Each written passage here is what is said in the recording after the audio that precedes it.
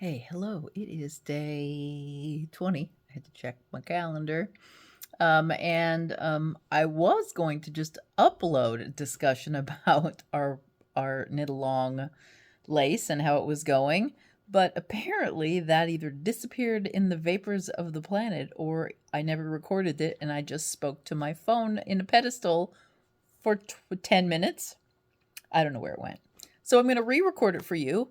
I recorded an entire tutorial as to how to install a lifeline while I actually installed the lifeline. I had to knit back quite a few rows. I had to knit back half a repeat, and then I got myself back up to the completion of the second repeat, and then I installed a lifeline and had a conversation with you all about it, including how you were right and that I decided life is too short, and instead of using double points to get this monstrous beast of a shawl finished, that I decided to put it on a long circular. So right now I have switched the shawl over to at least a 40-inch circular. Might even be more because it seems like I am mucking about a lot with the shifting of stitches. And I'll have the whole conversation with you again, but I cannot repeat the putting the stitches on the lifeline. I know my phone was recording, so goodness knows where in the ether the recording has gone to. It's no longer on my phone, nor is it in my laptop. So strange, so very strange. Anyway, yes, so the lifeline's in. I'm going to show it to you here in a second and then talk about the next section because I've got it mastered and I've got, 3 rows done on it? So when you do the first section, there is one repeat of the 10 stitches in the middle of the lace design number 1.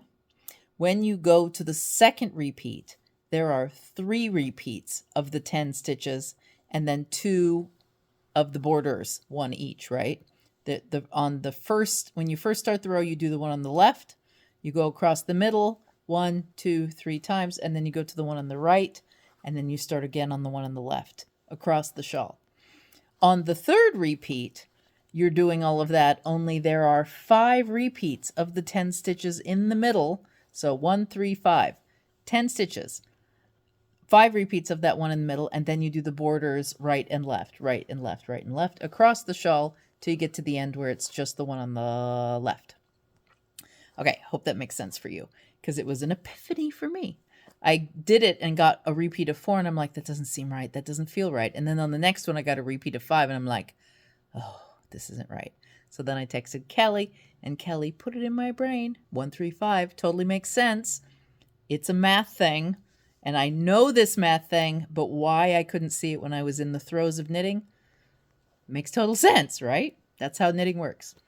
Anyway, so we are on the final run again. I cannot remember. Yeah, I'm pretty sure last Wednesday, didn't I tell you about the throes of having to knit back? I'm almost positive I did. I still may be a little traumatized. In fact, that shawl sat down until yesterday. Yeah, yesterday. I was traumatized. It almost went in. The only reason it's not in the naughty corner is because of you guys. Because I'm doing a knit along, I felt compelled not to let you down and pull it out of the naughty corner. So you should be appropriately thankful that I pulled it out because it really I had a strong urge to put that shawl in the naughty corner. Now, having said all that and confessed to you that I've now switched over to circulars, it's weird, but I've kind of gotten used to the straights. One thing I like about the straights is, you know, when you have a long piece of knitting and that work just sort of droops down on the cable. And this is why I like Chai-Gu's. I'm not working with the Chai-Gu. I pulled out a signature needle, basically because it's the first one I found that was the correct size. And it's got a bit of a limp cord. And so I really have to do a lot of shifting of my work constantly. And I hardly had to do any of that on straights. Sometimes I had to tighten it up because it was getting too much for the long needles. But other than that, there was no messing about with move it and pick it up and shuffle it around. So there's some upside to those straights. And I just wish there were, I don't know, 40-inch straights. Wouldn't that be a sight to have this 40-inch long straight needle leaning against the floor while I knitted it? I wonder if I could do it. Maybe I should get a woodworker on that. Do you think it could be done? It would be interesting, wouldn't it? Okay, so I'm going to flip you around and show you the progress so far and show you the shawl in its new location on a long pair of circular needles. Just one sec. All right, here is this monstrous shawl. And now the upside of this is I can spread this out in at least sections and really see the repeats. So here we go. Oh, and we're going to have a visitor. Say hello to Watson, my bud. Hi, Watson. The only downside to Watson is he might drool on my shawl a little bit. Huh, Watson, I'm talking, aren't I? And I'm leaning over this chair. You think something's up? Do you think food's coming? Okay, so here is the shawl in its current situation. This is the lifeline. You see it right here? It's blue, so it probably blends in with this little footstool. There is the lifeline. I have done about an inch more work. I think 6 rows. 1, 2, 3, 4 rows, 5 rows. I've done 5 new rows. I've installed a load of extra stitch markers.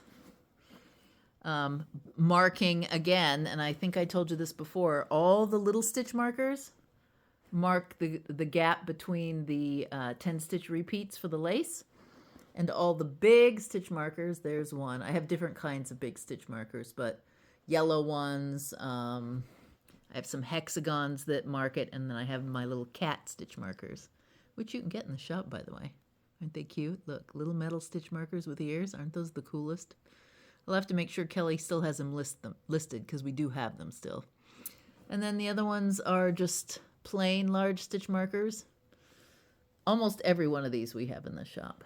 Hexagons, those are, I have some of these on here.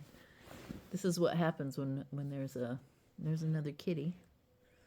I don't know where my hexagon is. He was on here before. Oh, here he is. My hexagon. There. So those are all my big markers, and in between these are the growth space where, you know, every other row you do every 4th row you do a knit front back. Okay, so here is the shawl. 1 more to go, and remember, this is going to be a 1/3 larger, so I've got about this far to go, that big of a space to go still. When I'm done, we will then turn and start doing the border. Definitely, these may even be longer than 40-inch. I think they're longer than 40-inch. This might be I don't know, is it a 60? I don't know. I can't tell. Maybe it's a 40-inch. But it is easier overall. I'm not worrying about my stitches falling off, but I have exchanged that for a lot of fiddling in my lap. So mixed reviews on the switch, but for sanity's sake, it needed to happen, and it has happened. Okay. That's your update on the knit-along tonight. Lifeline, lifeline. I learned my lesson. I will never, ever, ever on a complicated lace project. Define complicated. I will never not put a lifeline in again if I am worried that I will lose the plot or that I will drop my stitches and have a calamity. Always put in a lifeline if you have any inkling that that could happen.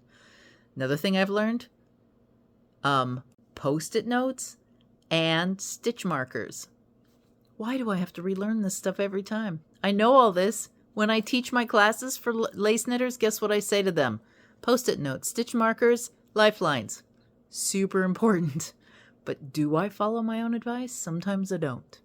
Okay, that's it for me tonight. I will see you tomorrow with tree decorating. I got started today.